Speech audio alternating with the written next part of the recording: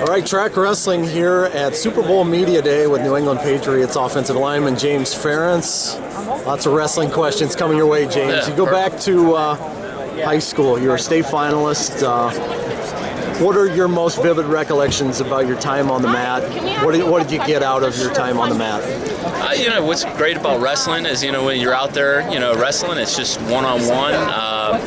Everything falls on your shoulders, and I think that's something that I really enjoyed, that kind of competitiveness, and it was always clear-cut. Either you got the job done or you didn't. How about the hand-to-hand stuff, the hand-to-hand combat, the balance, all that stuff? What is most beneficial for an offensive lineman? I think you get really comfortable in uncomfortable positions. Like the scrambling aspect of wrestling is just one of those things you got to go out there and feel it and do it. There's really no way to really coach it or learn it other than actually doing it. And then offensive line play is very similar. You get in some weird positions, and if you're comfortable enough to know your body and where your weight is, and know how to use your hands not only for powerful but balance. You can use it on the opponent. I think in offensive line play it translates really well. How did you guys get into it? Because your dad wasn't a wrestler, right? But Brian was. How did the Ferentzes begin this tradition in wrestling? Well, we moved to Iowa. I went to elementary school with Matt Gatens, and I was on the basketball team with Matt. And I wasn't really good at basketball, and then all my other friends were wrestling, so I was like, all right, I'll go try this. I got beat up for like 3 years, and I was like, this isn't much fun either. But no, I kind of stuck with wrestling, and I think, again, it was just that one-on-one competitive nature that you don't get in any other sport, and I really enjoyed that aspect of it. You got a chance to wrestle for Brad Smith, who's tied for the most state titles in Iowa history, and maybe going to break that record this year. What areas were unique about wrestling for him? What made him such a special coach to wrestle for?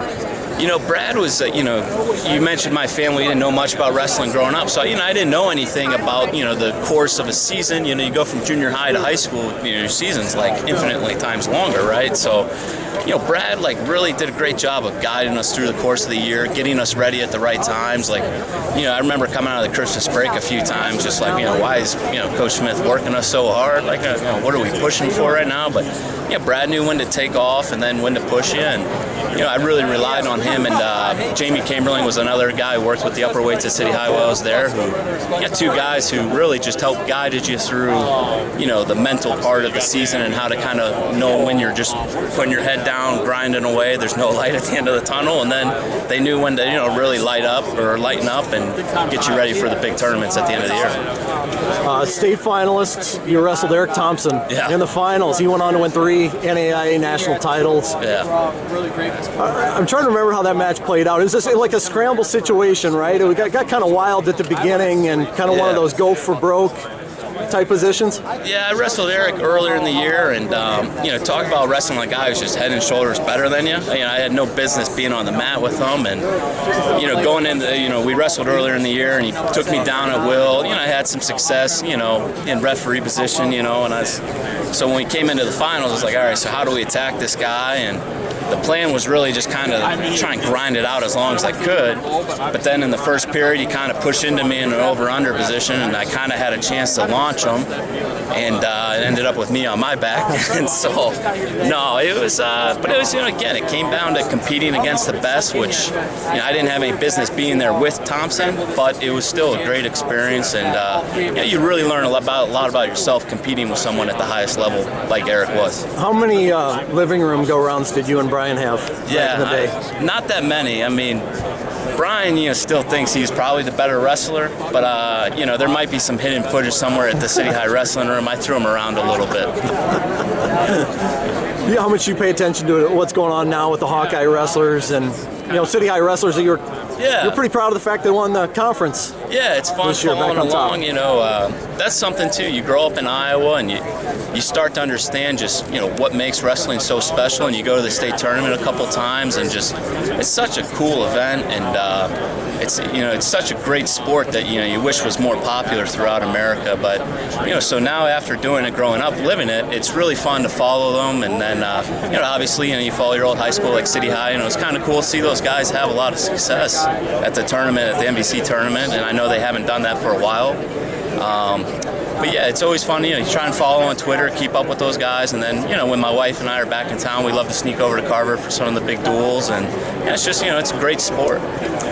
Around your time, there's some guys with some credentials on the mat playing for the Hawkeyes. I think James Morris won a state title. I think was Humpel around when you were on the team too? Humpel, Kroll, James Morris, and then my roommate Riley Reef. Riley Reef's 3-time state champion from Dakota. So it's been around a lot of really good wrestlers, who really better than me. I remember wrestling Morris when I was a freshman. I think I was a senior. He was a freshman. They came down to get ready for districts, and I was like, all right, I'll show this young guy what's up. And then I was like, after that day, I was like, all right, this kid's he's pretty tough. I might not want to wrestle him again. It's been awesome. When it comes to the skills, a lot of football players and wrestlers talk about how much wrestling makes your footwork better and makes you a better football player. Looking back, do you remember there was a moment where you're like, man, this wrestling is making me a better football player? Yeah, I always really, think of it as your hand placement. Hand fighting, it's very different than football, your hand placement, right? But again, using your opponent's weight as balance, feeling them, where are they going, where's my body going, how do I recover? And footwork, like, when you're circling, you're leaning on a guy, he's leaning on you, how do I keep leverage, how do I keep, my position that I want, how can I use his weight against, him? I mean, there's things like that I think are really relevant, but, it's everything's so different. It's comparing apples to oranges, but it's balance, hand placement. How can I manage their weight? When it comes to the recruiting process, well, in your case, you're right down the street. But when your dad's recruiting somebody, or the defensive coordinator, offensive coordinators are looking for big guys on the line, how much at Iowa, from your experience, did they say, okay, this kid wrestled, that's a plus? Yeah, I mean, I've never seen a guy where it wasn't a plus, and then especially guys like myself who maybe aren't the tallest or the biggest, okay, how's this guy wrestle against bigger guys, and how can they use their leverage, their advantages, or use their leverage to their advantage. So I think that plays a bigger role when they're comparing them. But like I said, I don't think they've ever looked at a multiple sport athlete and be like, wow, we don't want this guy, So. When even going back to your days in college, when you were lining up against somebody, could you tell immediately if they'd wrestled or not based on how they fought you on the line?